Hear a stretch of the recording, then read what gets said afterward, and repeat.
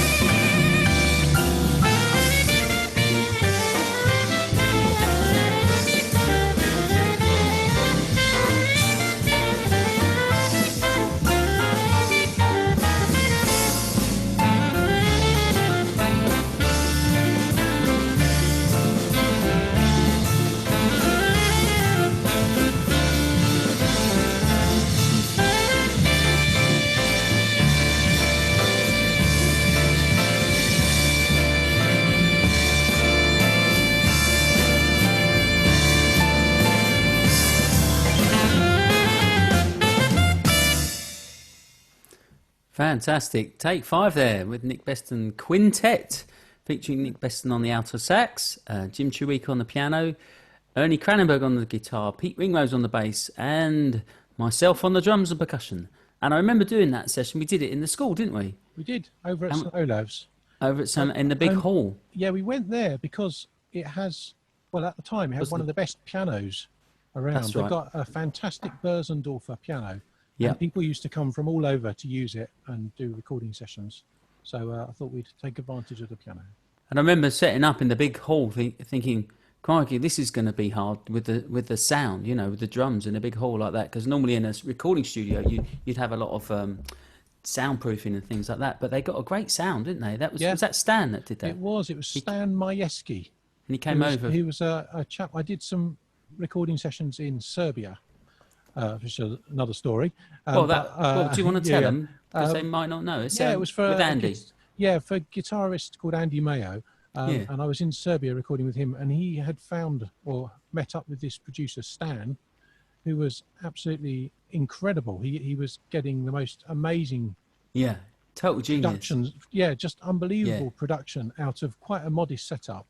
And then he was interested in doing my album, and he came over for a weekend, and we spent it over at St Olave's using the piano and working with Stan. It was fun.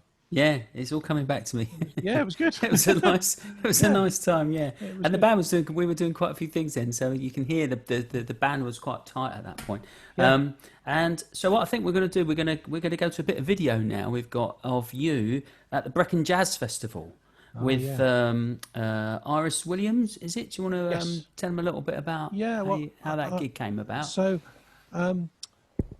Iris Williams, a fantastic singer. She sang the theme to I think it's the Deer Hunter film, and she lived in America but was born in Wales, and she came back to Wales and sang at the Brecon Jazz Festival, and I ended up as part of her band. So I was very lucky to be part of that, and it was a fantastic gig because she was incredible from start to finish, and really friendly in rehearsals as well, really nice to work with, and then she just sang like a dream all evening through the concert. Just sort of went up another gear from the rehearsals and just got better, which a lot of the good singers do, but she was absolutely amazing, and the BBC televised it as part of their coverage of the Brecon Jazz Festival. So it's Fantastic. Nice. So we got some nice video footage. So I think what Buster's got lined up is a small extract from one of the tracks. I think it's Bewitched, Bothered, Bewildered, isn't it? Yes. Is that what she's singing? One of my favourite tunes. Yeah. So this is Iris Williams with Nick, featuring Nick live at the Brecon Jazz Festival. What year was this, Nick? Ish? 06, I think. A little while ago now. Yeah. So here we go. We have a little bit of that, and there's just a little short extract. So here we go. Hopefully you get the sound.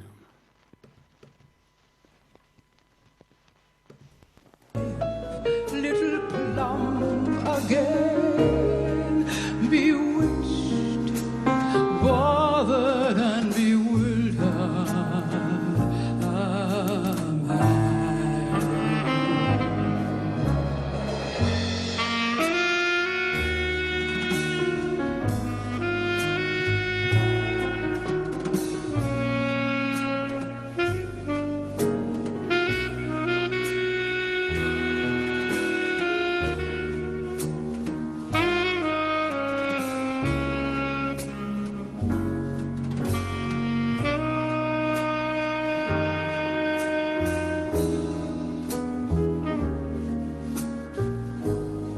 When he talks, he is seeking words to get off his chest.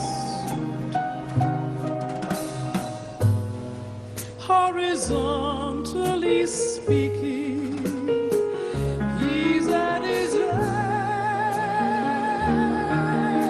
best. I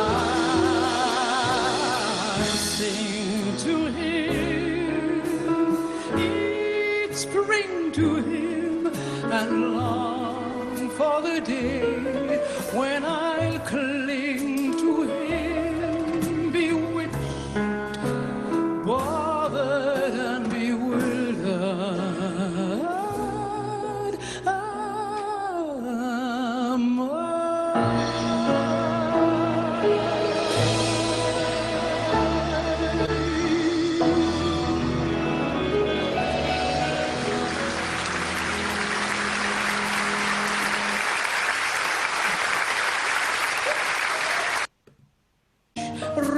rain. Oh, Little plum. fantastic. Sorry about that. Amazing. What a singer. Wow. She's amazing, wasn't she? She was Absolutely great. spot on there. Really good. Touch, real class that, yeah. And as you say, a really charming person to work with as well. And it's quite often the case, isn't it? The higher you go up, the nicer they get. Yes, she was brilliant. We had a rehearsal with her in the afternoon, and then the concert in the evening. And she was just lovely. And she brought with her own piano player. Yeah. That I think she tours with. She had her own MD. And he was great as well. He'd scored out everything for the band, and then we just played, and it was great. Cool. Was that your old tenor there, or was that your Mark 6? It was a mixture of two things, actually. Well, for the saxophone people that are interested. So I played a Mark 6 saxophone, which I've played those for a long time, but it had I had a different crook in the neck. It was very exciting. Yeah, if you like your saxophones, they're riveted. Yes, that's right.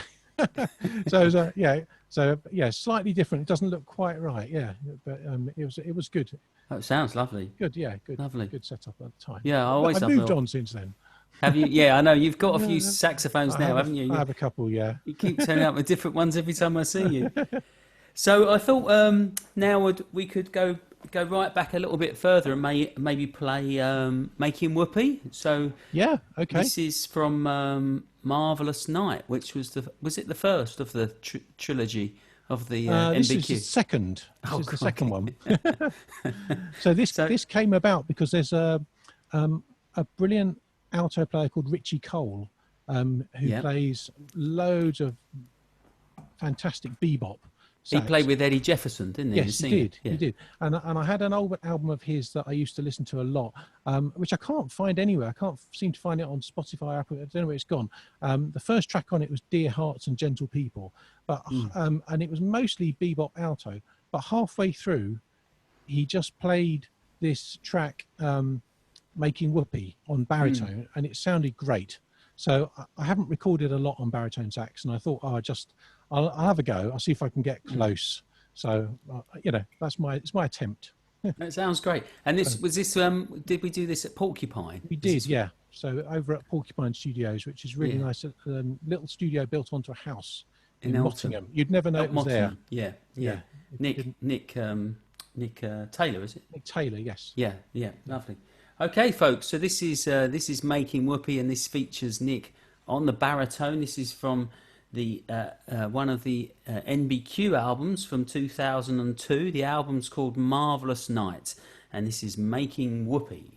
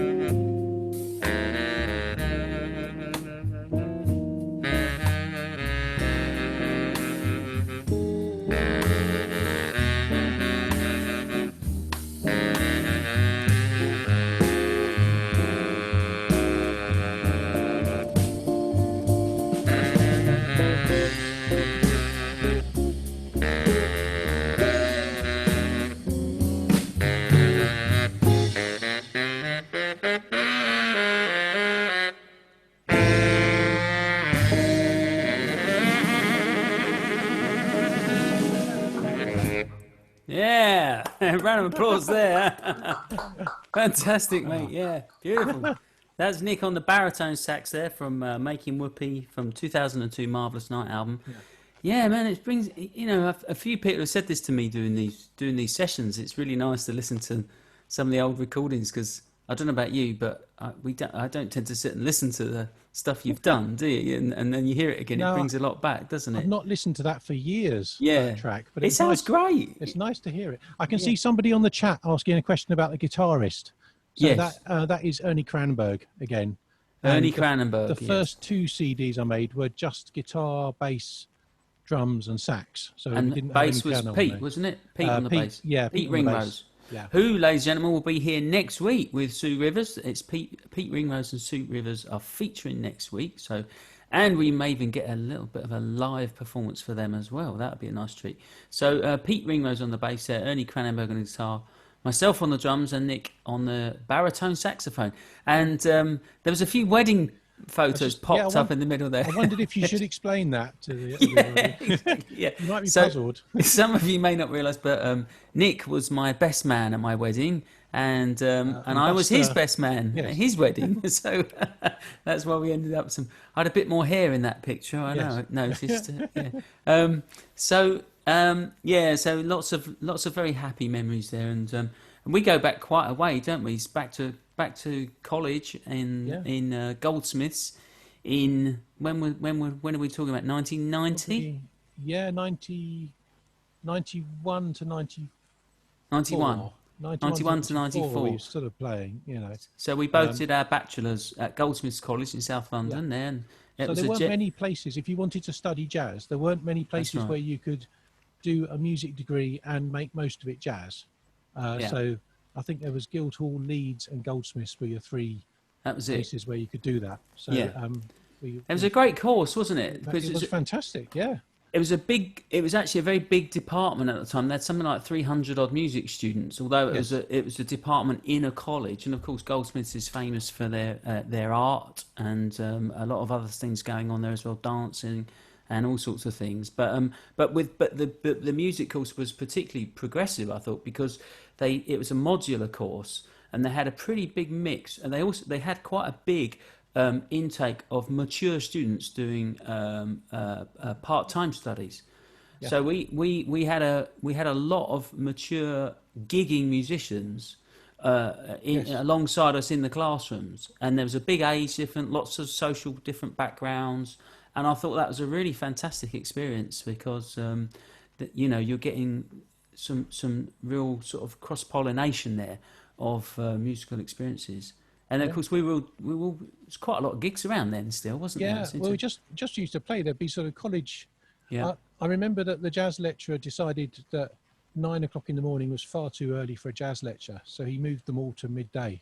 That was the earliest. That was the earliest he would remotely consider starting. And even then, he didn't always start that on time. No, he was pretty slack, wasn't it? Yeah. So then there'd be jazz all afternoon, and then people would go and play in the student union bar. And then around that time, if you went to Ronnie Scott's, Ronnie was still alive, and he would let you in if you're a music student. Let you in. I can't remember. £2, I think. £2. It was £2. Yeah. And sometimes you buy you a drink as well. Yep. So then we go on to Ronnie Scott's. I think we go up there in the car, wouldn't we? Yeah. The last time I went to Ronnie Scott's, it was £120 for the two. It was a special night, but it was it changed a bit, you know. But that was studying jazz at Goldsmiths. I bet the gig fees haven't gone up that much. But it was a great time, and you know, it was a very mixed program as well. And within the strict degree program, they were doing some very forward-thinking things. There was a lot of modern, contemporary, experimental, free music and things like this. It was just a very broad spectrum. And looking back on it, it's a fantastic experience. But I remember even then, mate. I remember you were always busy. You always had lots of gigs on. You were putting gigs on. You were running bands, and you were sort of quite instrumental with the big band there. I remember as well, organising things. And of course, our dear friend Martin was with us as well, wasn't he? Martin, Yes. who was Martin Harmon, who sadly died a few years ago. Was a big our friend at college there, and he was a real star. And of course, Martin featured in the Housestead Big Band, didn't he, with us for many years? So I think we'll play a little something from that now. So Okay. we've got a video here, haven't we? We found We've got a video. So the Housestead Big Band. We a few. You want to tell them the story? Go on. Of how it started. Yeah, go on. Well, I'll tell you what. Shall we play a bit and then Play we'll the talk video. afterwards? Because Yeah. we've been chatting a bit, haven't we? Yeah. Let's play a bit. So what Play we're going the to hear video. now, ladies and gentlemen, we're going to see as a promo video that Nick organised of the Housestead Big Band, and this is shot at the Warren. Oh crikey, who knows? Years. What is it? 3, 4, 6, 7, 2 Basically, years ago? I don't The know. story behind the video is that there was a play going on in London. I can't remember what it's called now, but the producers of it wanted a big band to come out from behind a curtain Oh, to that's to right. the end of the play. I remember this. You and said then- we've got a gig and we Yes. play on a stage for And it one was gonna tune be at the end one of the song at the end of the That's it. play. I remember now. Yeah. So it was eventually it was priced up, and they decided that they didn't want that to happen Yeah. anymore Yeah. at that point. But they asked if they could come along, film the band, That's right. and just play the film. So the film was used as the last scene of the play. So this clip they're going to see now was Yeah. projected onto the back of a screen of a play in London as the final scene of a It was play on the National Theatre, I think. at the National Theatre. Right, here we go. So this is the clip, folks. So this is it. Here we go. So 1, 2, 3.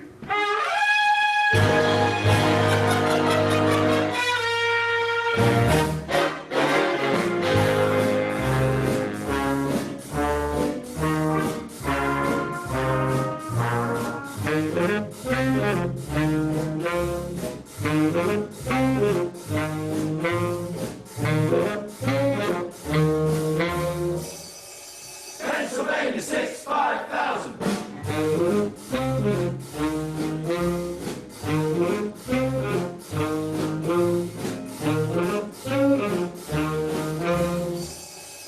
Pennsylvania 6, 5,000.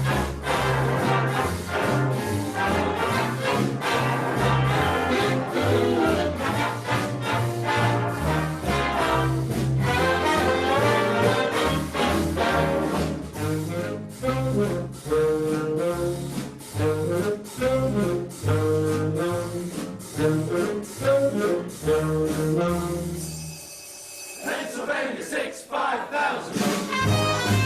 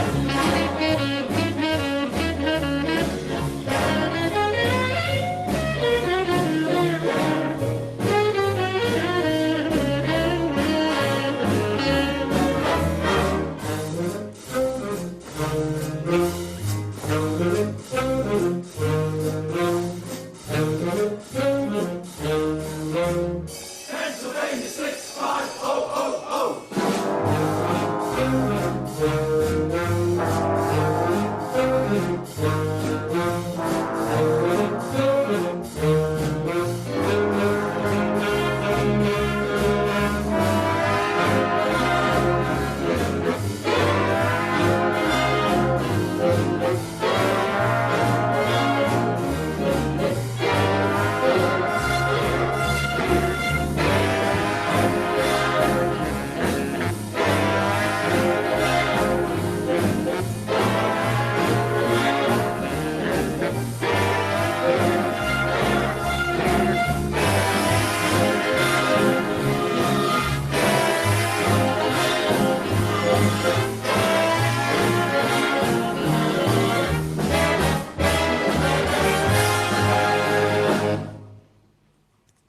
Yeah.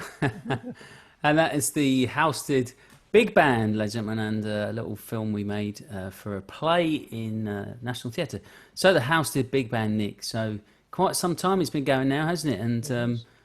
And I've got to say, mate, you do a great job. It's an enormous amount of work. People really don't appreciate how much work it takes to put on gigs like this. And you do it 3 times a year at the Warren. And I mean, how many years have we been doing this now? A long time, isn't it? Long time, yeah. It started off as a medium band, didn't it? House did medium band, that's right. We did a couple of years as the house did. We were playing all big band music, but we didn't have enough room to fit everybody in. Yeah. So should we explain the Housted Jazz Club? Well, so you can do that. Well, this is going back a few years. So I remember coming to visit you in Housted because you'd recently bought a nice little flat there, hadn't you? And I came to see you a few times. I thought, oh, it's lovely here, you know. And then I was away on tour in South Africa doing West Side Story, and the flat next door came up for sale, didn't it? It did, yeah. And I asked you to pop in and have a look, and I bought it, didn't I? You did, yeah. And then I came home and we were neighbours for quite a few years, weren't we? We had some good times, yes. It went well, yeah. And so we decided we wanted to put some music on in the village hall, didn't we? There's a lovely little village hall there, and so we started running some gigs, and it grew. And I remember, and because big bands have always been kind of your thing, as one of your things, haven't they? Yes. And you wanted to do a big band, but there wasn't enough room, was there? And so we played. What did we do? We played big band charts, but with not everyone in it. So yeah. So it was So that's how we ended up with a medium band. A medium, because it wasn't quite a big band. Yeah.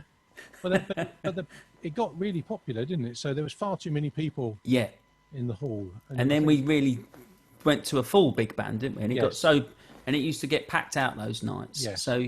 So that moved to a different venue, didn't it? Hence and you found the Warren because you teach the saxophone to the bloke that runs the Warren or something like that. Yeah, a long time ago. Yeah, I used to teach the manager of the Warren saxophone. So he's always been very, very nice and very kind and supportive of live music. Yeah, definitely. And, we couldn't rent that place, could we? At the market rate? If we were to rent that at its actual value, it would never work. But he's very good. Yeah, so hence the Housted Big Band, and so that's three times a year we're doing it there now. It's for quite a legacy there, mate. And of course the charity Big Band Aid, which we started, is it 4 years ago? Which I mean, I don't know why people think I have anything to do with that. I just talk on the mic. You do all the work. Yeah, well, it's a lot of fun. I enjoy big band music, and Big Band Aid is great. You know, that's really taken off the last couple of years. You know. And what is it we've raised in those? Is it 4 gigs we've done now, Big Band Aid? Yeah, it's thousands. I think over 10,000 altogether. Well over 10,000 quid. Yeah, that's great. It's fantastic. So it's good. Right. So and of course, always being a keen composer, you were working on a suite of music, weren't you, for big band music? And writing a big band chart, ladies and gentlemen, it's no easy task. It's a lot of skill and a lot of work. And you not only composed this next one, but you arranged it and scored it all for the band as well. And this is Tartan Paint. So do you want to explain a little bit about that? Yeah, basically it's a bebop blues inspired tune, and in the middle it goes into a Scottish jig. Why not? And at the end you get both of them together. That's right. That's how it works basically. And your connection with Scotland is? I like going there on holiday. You go every year, don't you? Up to the Isle of Rum. Pretty much, yeah. We go to the Rum, the Western Isles. We like going around that sort of area. Yeah. Lovely. Okay, so this is Tartan Paint by Nick Beston. It's his composition and his arrangement for the big band. Here we go.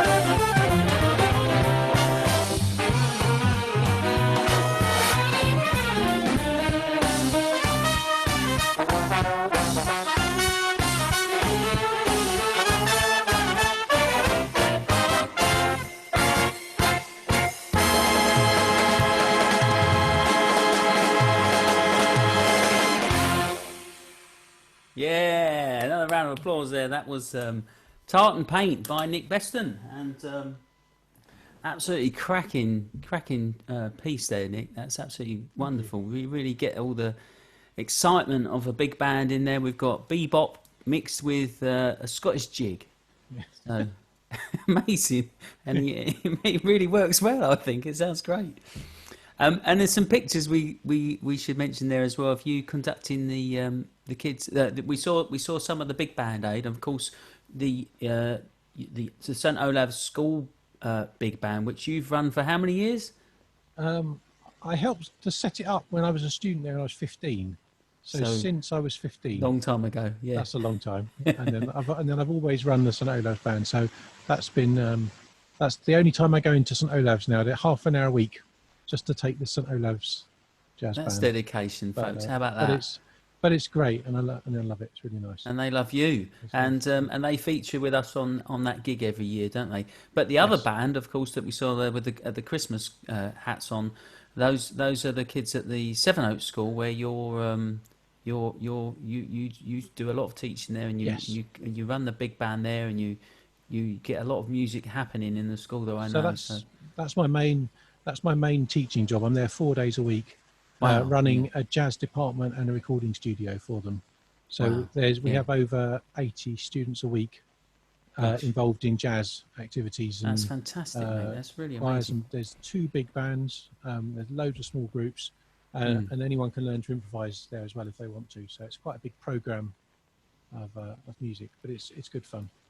And through one of those students in particular, I know because you do a lot of coaching and you teach the students through their exams, don't you? And they do. Yes. You take them right up through the grade 8 and the diploma stuff and things like that. And Yes. I know one of them. You had a very advanced student that was doing their diploma or something. Is this right? Do you want to tell us? Yes. Because we've got a little clip of you in clip Hong coming Kong up. playing in the jazz club in Hong Kong. So do you want to explain about how that came about? So Sevenoaks School has a lot of international borders, and a lot from Singapore, Hong Kong, that side of the world.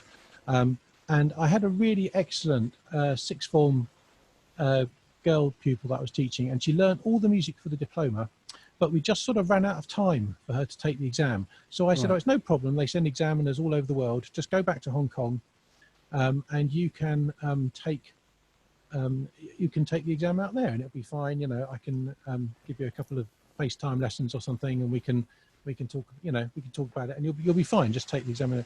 And she went off, and about half an hour later, I got an email from her parents saying, "Would I like to go to Hong Kong and accompany her in the final exam and do some lessons?" You know, and they said, "Would I like to be their esteemed family guest?"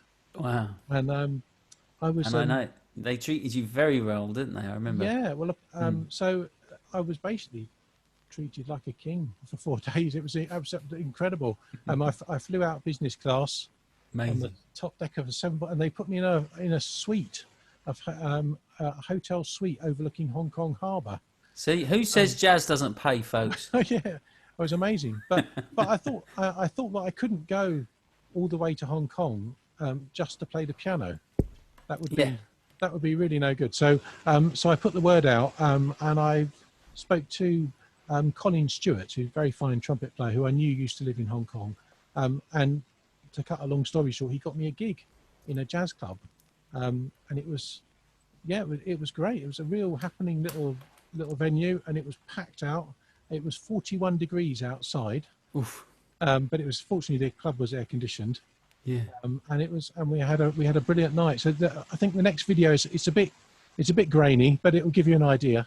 Yeah. So this is Ned Kelly's in Hong Kong in July 2009, and with Nick's guesting in the band there, and we're going to put this on.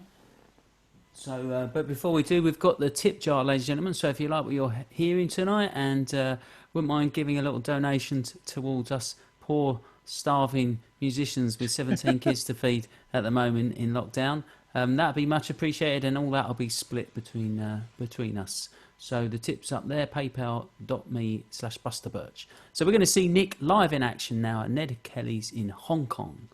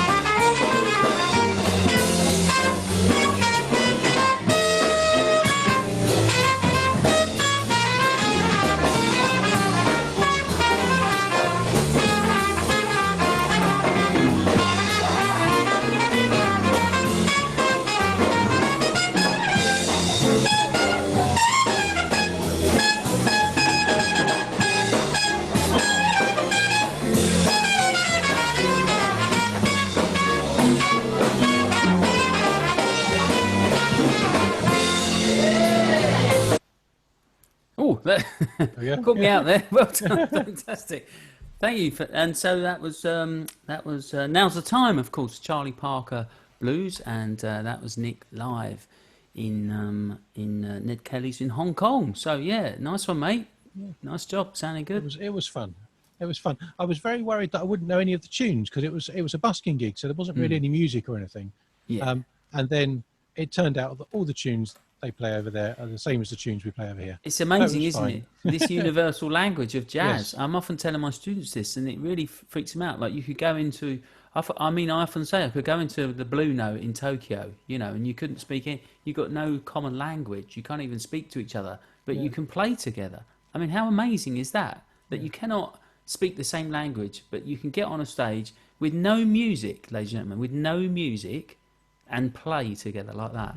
And this is what's special about jazz, and that's what makes jazz different. And I think that's why jazz is one of the things that makes jazz so great. That sort of universal language and it's true of all music, but you need the sheet music, right? And with jazz, you don't. You just get up and you play it. And there is a common repertoire between all jazz musicians all around the world, which is it's quite incredible, really, isn't it? And there we go. We get absolute living proof right there in front of us. I think, unfortunately, we're getting really through the time here. We've got about another 10 minutes to go. So what I'm going to do is, if it's all right with you, Nick, I was going to play we're going to skip back to one of your albums, one of your CDs. And I know Jack Emblow is one of your favourite composers. Oh, yes. And I believe he wrote this tune, didn't he? He played on this tune. Oh, he played on Actually, it. Okay. Yeah, Jack Emblow, the great accordion. Oh, sorry. The accordion player. Yeah, Yeah. fantastic accordion player. But I just think he's one of the most melodic and beautiful improvisers going. Just plays simple things. Doesn't use thousands of notes, but just plays beautiful solos. And so this is the theme tune to Hello Hello. Yes. And but Nick did a version of it with the quartet here, the quintet. Yeah. So this is from his 2000 and where are we now? 9? No, a bit further, a bit later. This is more recent, isn't it? Yeah, a couple of years ago. All right, okay. Yeah. Crikey. Yeah, close. So and this is the live in concert with Nick Beston quintet, and this is theme from Hello Hello.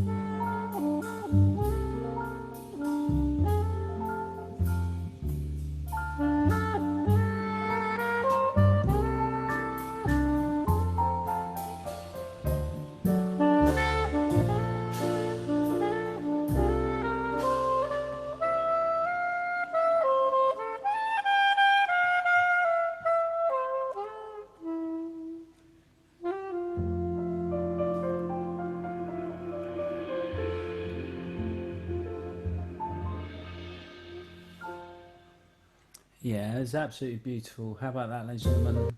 That's Nick Beston there on the soprano saxophone, and your saxophone, your soprano playing. I've always thought it's particularly beautiful, Nick. You Oh, really thank do you. get it across there, and on a ballad like that, it's really quite something. Absolutely amazing sound. Yeah, yeah. I feel a Uh, bit. Well, I was welling up a bit then, oh, listening to that. I like playing soprano. I think it's one of the most sort of the more expressive of all the saxophones to play, and you can bend notes and Yeah, you can just do a bit more with it sometimes on a soprano. It's the hardest sax to play. yeah. You Apparently, they have to tell work me. really hard to actually play it, Yeah. even close to in tune, But yeah, But all it's about the your tone. I think a lot of yeah, soprano players, they're a bit too edgy, and you have yeah, this really warm, beautiful tone on it, very yeah, pure, clean sound, and I think it's really special. I think it's yeah. very, It's like it's almost like sort of classical yeah, setup on that soprano. So it's a sort of classical sound, but I'm playing jazz with it, or I'm trying right. to. So Okay, that's yeah, that makes sense. It's a very yeah, pure that's the sound, yeah. isn't it? Oh, Yeah. cool, good. Oh, I've always thought you had a beautiful sound on the Glad you like it. soprano. Yeah, Yeah, yeah, yeah. Well, we've had some good times, haven't we? We've had some yeah. fun. It's been great. There I mean, I'm not talking about just the last 55 minutes either. you go. Of course, now we would be remiss if we missed out this next bit. And you've recently did a little live broadcast, didn't you, on your Facebook with Alfie? So Yes, who's turning into be quite a little star, isn't he, on the saxophone? So yes. So as a, we have four sax players in the house. My wife is a really excellent saxophone player for a geography teacher.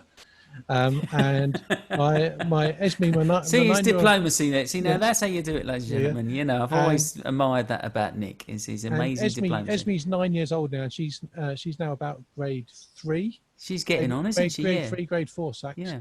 Um, and Alfie has started going really great guns on the sax, and he's playing well. We did a concert from home, a lockdown concert, Hmm. and we broadcast it live across 3 different platforms. It was on YouTube, Facebook, and Instagram, Yeah. and we had a lot of fun doing it. And we're probably going to do another one because we had so dare many nice comments. So we'll probably do it again in a few weeks' time. But I thought maybe we would show We've got a little clip of that. We can the finish up with. finale, the last tune that we played. But so let's just clarify. So how old is Alfie now? Alfie is 13.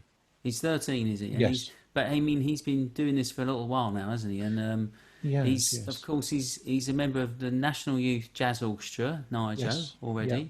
When did he do his grade 8 saxophone? He did his grade 8 sax when he was 10. He was 10. He And was his 10, diploma when he was 11. and he did the diploma when he was 11. Yeah. And he's also doubling up on all the other instruments as well now, isn't he? Yeah, so he's starting to learn his way around. But that's not even his main thing, is it? It's his thing is arranging, isn't it? He likes And composing and arranging. He's been running since lockdown. Been running a website called dailysaxophone.com, and you can have a look at that. And he's produced and He makes arranged. the videos. And Yeah, everything. he makes the videos. He's made a different one every day. So he's approaching. I think he's on 90 something. He's about to come on to the 100th. He's planning a very special 100th video involving all the people that have helped to make the other one. So he's made them with different friends, people from NIJO, and even I got to be on a couple. He's quite something, I've got to say, ladies and gentlemen. And he's a big fan of JP Collier, we know, and that was there was a picture of you there with Alfie, and Yes. was that in Copenhagen when you went out to see him? Amsterdam. Amsterdam, We went sorry. managed to get some tickets from the conductor to go and see Jacob. That's a long story, but we went to Amsterdam, saw Jacob Collier, and got to meet him afterwards, and it was great. So I think it's fair to say Alfie's pretty much destined for greatness, and you've done a great job with it. But he's a nice boy, and he's a lovely boy, and I know you're very proud of him, not just for his saxophone playing, and he's very helpful. And of course, he's at St Olave's now as a music scholar. So you do feel the sort of the circle of life coming round there. He's and part of the St Olave's jazz band now, so that's nice. Fantastic! How about that? So he's in the jazz band as well. Well, I think that's a fantastic place to leave it, ladies and gentlemen. So please show your appreciation for the wonderful Nick Beston and give him a nice round of applause. And thanks, mate, for coming on. It's been really Yeah, it's a nice, pleasure. and it's been a real treat to sort of revisit some of these recordings and go over all these great times we've had. And next week, ladies and gentlemen, we've got Sue Rivers and Pete Ringrose. So there'll be some more great music next week, and they're here. There they are. I can see them. Hey, hello. So we may even get a little exclusive live performance. I think Sue's still twisting Pete's arm there, but they're still arguing about it. Fantastic. So we look forward to that next week. Don't forget to tell your friends, and all you've got to do is, as you know, is sign up for the main list, and you'll get the email every week, 1 hour before the show, and that'll get you free access into this virtual jazz club. And I think it's going really well, and I'm really pleased with how we're getting along, and a big thank you to everyone that donates. It really has been fantastic, and we really do appreciate it. So I really want you to know that that's really welcome and really appreciated. So we're going to finish up here with a little clip with Nick and Alfie playing together, and they're playing. Is it one of your arrangements, or is it something you? No, something is. No, this is Tico Tico. Yeah, Tico. Tico. And this is featuring Nick and Alfie on their recent live lockdown concert. And so if you'd like to find out any more about Nick, it's nickbeston.com, is that right? It is, yep. nickbeston.com. And of course, Nick would have been playing at the club in, was it March or April you were booked? I can't remember. Yes. April. It was April, I think, yeah. Because we were going to be away, weren't we? And so hopefully one day we'll have all that back up and running again. So once again, thanks for joining in tonight, ladies and gentlemen. We're going to finish off with this clip now.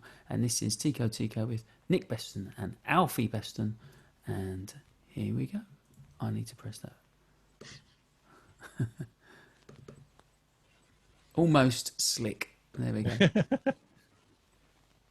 Should go sound.